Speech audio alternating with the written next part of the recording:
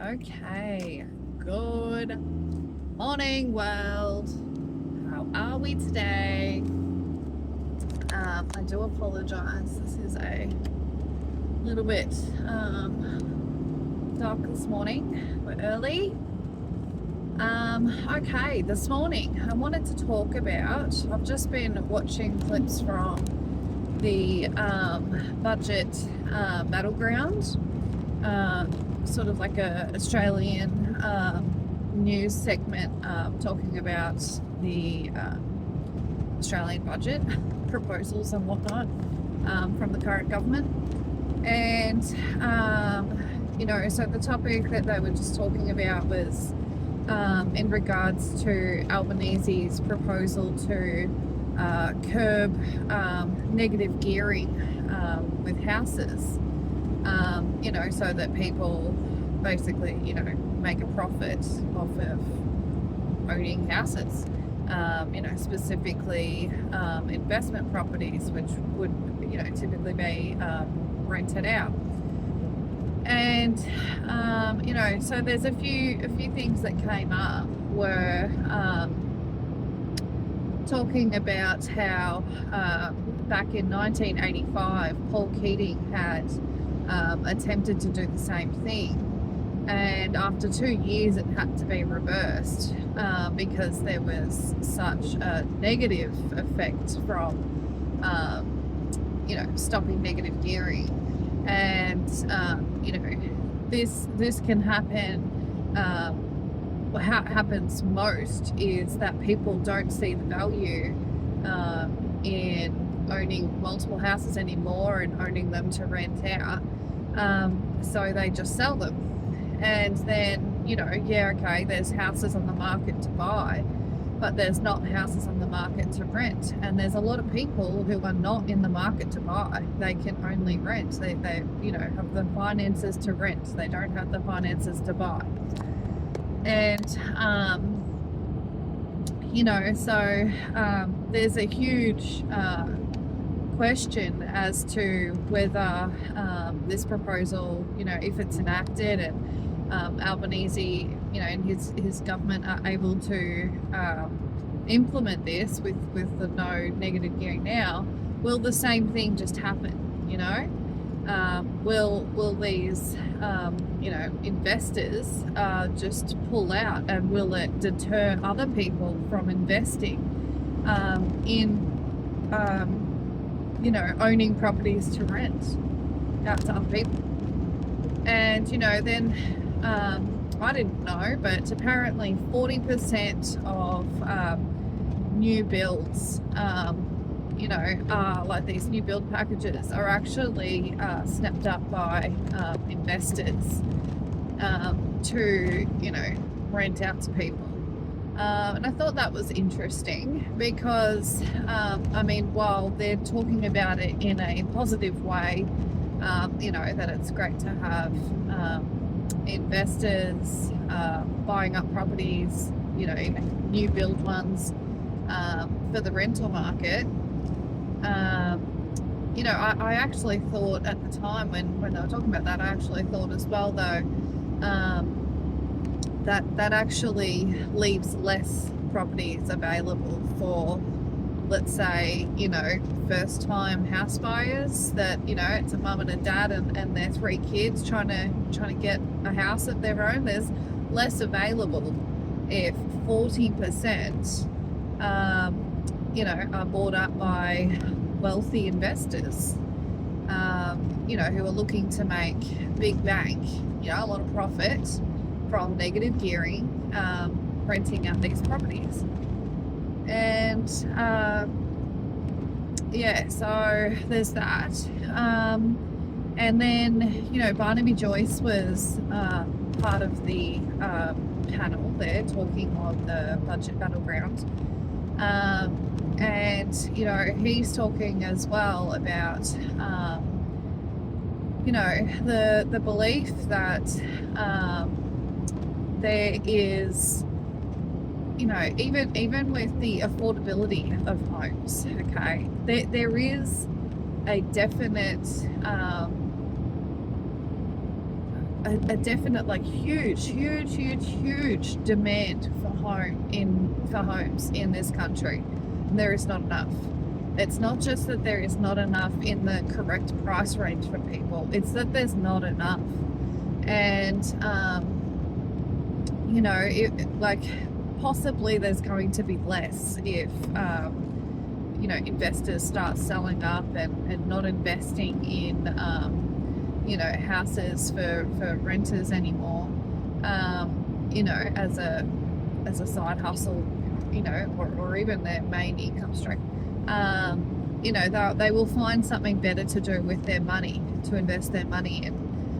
So there's that fear, but also, as Barnaby was saying, and I totally agree, that I really do think that immigration to this country should be stopped until we get our feet back on solid ground in terms of housing, because it doesn't make sense to me that we can be importing all these people from all over the world, just constantly streaming in, and yes, we do help them with housing as part of their basic, like, welcome package into this country, which takes homes away from other people who live here, people who have been born here. But it also, because the demand is higher, because there's more people here, then prices also go up for, not just purchasing homes, but renting homes. And it's just not fair. It's not fair. That's it. You can't have millions of Australians born and bred here unable to rent a home. They've got no, security in terms of a home for themselves, or, maybe they've got children, maybe it's a whole family. They've got no security beyond 12 months of a rental lease, of where their family is going to live. I mean, it affects everything. It affects schooling, it affects social things, it affects work. All of these issues that are affected, and it could, be beneficially affected by just pausing immigration for a minute, and I know that they're talking now about, sort of like a promise. The Albanese government was talking about a promise to develop 1.2 million homes by like 2030.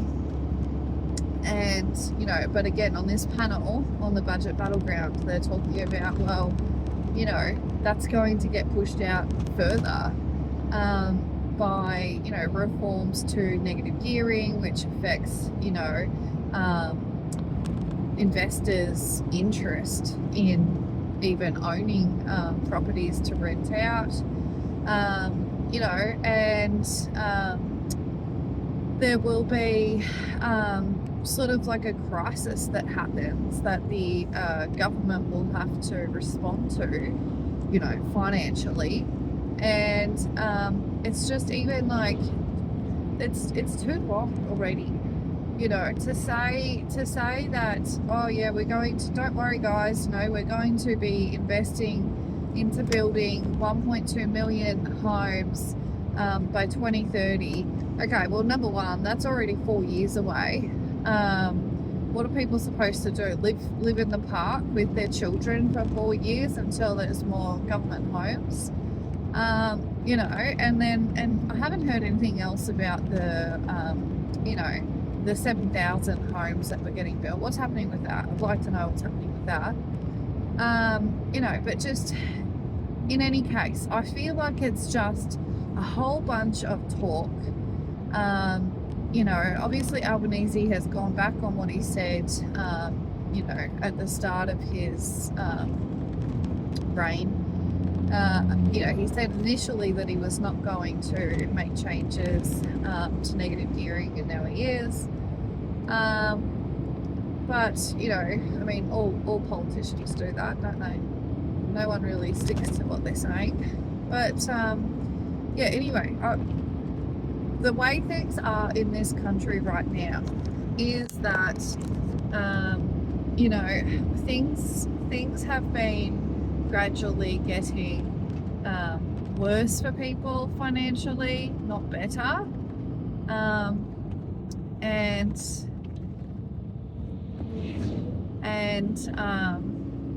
You know, I mean, people dip into their savings when things get unaffordable and you know, or aren't even able to continue a savings plan. You know, things become unrealistic to people, you know, when things are tough, and they might completely change their mind about saving money for a deposit of a home because, you know, they watch what every 3 to 6 months the interest rates are rising, and they are, you know, thinking, you know, projecting into the future. Well, even if I do get myself a mortgaged home, will I be able to maintain it? Will I be able to keep it? You know, just because you have a mortgage, just because you are able to save up your deposit and get approved by the bank for the mortgage, doesn't mean you actually have housing security either, because your home can still get taken away from you if it becomes unaffordable for you to maintain. You know, we're all living in a world where security is, you know, it's kind of up to your own perception, but you know, there's not a lot of security in this world, okay? In any form, you know, things are constantly changing, and you know, I mean, people lose their jobs. You know, people become, you know, very ill. People have injuries. You know, and then you've got the government, and you know, the cost of living, and you've got interest rates constantly going up that make things unaffordable for people. Okay, so there is no, you know, it's not like to get a mortgage is the answer either, you know, because that is not security. That's not security. You know, unless you have an income that matches, you know, your constant interest rate hikes, which makes your mortgage payments obviously increase, then you'd be laughing. Yeah, sure. You know, this is a world that is designed to not so gravely affect the very wealthy, but everybody else is. Okay, that's the world that we're living in right now. Okay, I need that sip.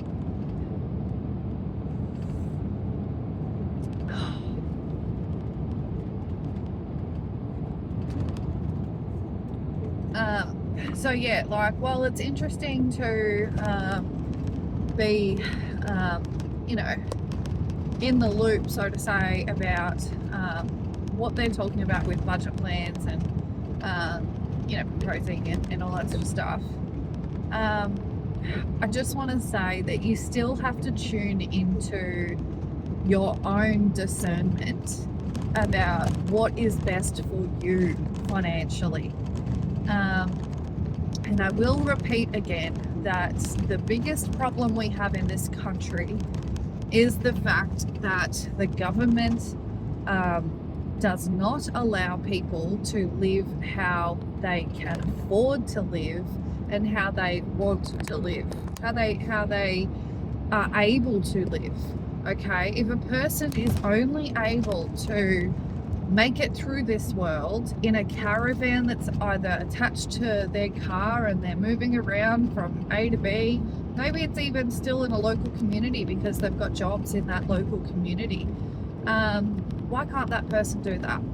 Okay, what if it's a situation where it's a kid who you know, can only afford to live in a caravan or something similar, parked up on their parents' property. You know, they've left school, they've gone and done that, and maybe they've got a job. It could even be a full-time job, but they can't afford to move out and live by themselves at this point in time. Maybe they're studying, maybe they're going to university, you know, and they don't have the time to work and earn enough money to support themselves, as well as time to study and make it through what they're actually trying to do.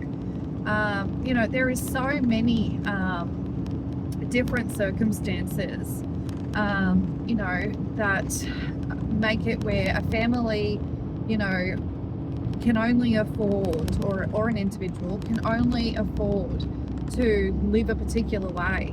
And there are options. There are so many options. There's tiny homes, there's shipping containers, there's caravans, there's motorhomes, there's, you know, turning like a little shed into a little shack, you know. There's all sorts of things, but the government makes it impossible. The government says, no, you can't do that, you know, because we're not making enough money in taxes through all of the different tradespeople that we want to have employed to make homes. You know, you're not paying thousands of dollars in permits or applications. You're not paying us money in rates if you're in caravans. You know, the list goes on, where the greedy government just wants their grubby fingers on your money. And that's the whole reason why we have a housing crisis in this country.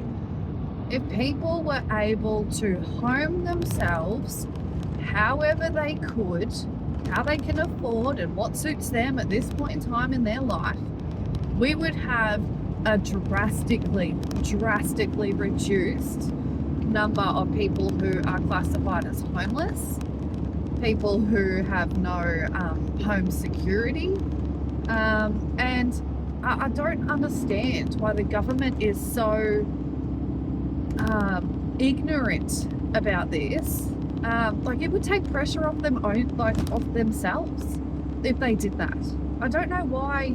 Like, who is advising this government that they haven't been advised, hey, this will take a lot of pressure off of you to supply 1.2 million homes if you just let people, you know, live in a caravan on their property, or you know, turn a barn shed into a house on their property, or you know, to be, you know, basically like travelers around the country with their caravans. There are too many restrictions. There's too many rules that are stopping people and hindering people.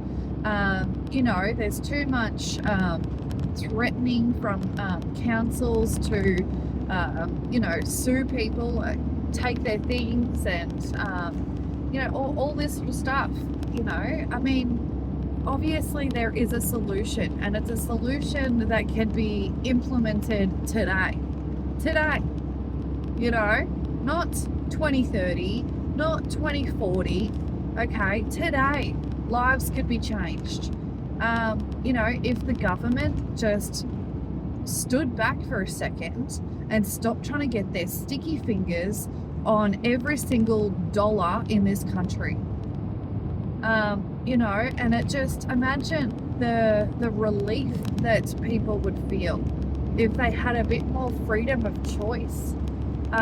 You know, if they had if things changed and it was permitted for them to live different, you know, particular ways, to have a motorhome parked up on another family member's property. I mean, I remember, I think it was the city of Casey, which is like near Frankston, near, you know, outside of Melbourne, where all the people were like petitioning at like a local hall meeting, you know, because the council was coming in and finding people, and I think they were even like repossessing caravans that were parked up on other family members' properties, like where they've got a house and everything, and you've got grandma and grandpa living in the caravan, because maybe life became too unaffordable for them to have their own home. You know, maybe it's because when you're retired, you know, your pension is peanuts. And it was better for that family, for you know, grandma and grandpa to move in onto their property, and they get to spend time with family, and they get to spend time with grandchildren, and they get looked after better. Maybe they eat better, you know, all sorts of things. But no, the council was coming in and basically like taking away caravans and saying, no, you can't be doing that. Why can't you be doing that? Because you're not making money off of these people, because you've lost some interest rates from grandma and grandpa. Not interest rates, sorry, just like house rates. You know, why is it that people can't be living how they can afford to live and what's working for them? I just feel like it all comes down to the government being greedy. And you know, if we were going to start investing money into public housing and whatnot, why wasn't that done already 20 years ago, that investment? 15 years ago, 10 years ago? Why are we just talking about it now in 2026? You know, there's, even through COVID, you know, when people were losing their houses and all that sort of stuff, I actually spoke to people who were in the know about what was happening with government housing, and they even admitted that there was not enough government housing, and that people who were losing their rentals and whatnot, losing homes, and were basically homeless and, you know, looking for a government house, they were getting put in caravan parks, like miles away from even where they originally were, like where they were living. And you know, your kids, who cares? Yep, they're gonna have to change schools, you're gonna have to change your job, and you're gonna have to live in this caravan park over in Whoop Whoop, because that's where we've got availability. You know, like that's the situation. And you cannot tell me that if there was, you know, a pause on immigration, or if there was less immigration, you cannot tell me that wouldn't have a beneficial outcome in terms of housing availability for people. What a joke that people are trying to say that that's a fallacy, that's not true. You give me other explanations. Then I understand about population growth in terms of just like birth rates and things like that. I get that, okay, but people also die every day. Okay, is the birth rate increased so far as to outnumber the amount of deaths per day in this country? I don't know about that. Maybe I could look into that. You know, but anyway, I'm gonna leave it there. You know, I mean, it's worth having a look into, you know, the proposals in the budget, you know, so that you kind of have an idea of what is possibly, you know, on the cards to come. But I foresee, if they are going to stop negative gearing, I foresee that it will stop people investing in properties that can be then on the, you know, in the rental market. But there's also just not enough houses. There's not enough houses. There's too many people that need houses. Life in this country is unaffordable, you know, unless you are very wealthy, and then you are not a victim of it as much. You know, maybe you get taxed a lot, yeah, but you're not struggling to put food on the table, are you? You're not struggling to go on a holiday. You're not struggling to fix your car. You're not struggling to do anything, are you? Okay, it's everyone else. And everybody needs to just look at their own finances, see where you can penny pinch, see where you can put money away, and, you know, maybe stop spending money on this and put that money away, you know, and try to, you know, get some sort of financial freedom, even small scale.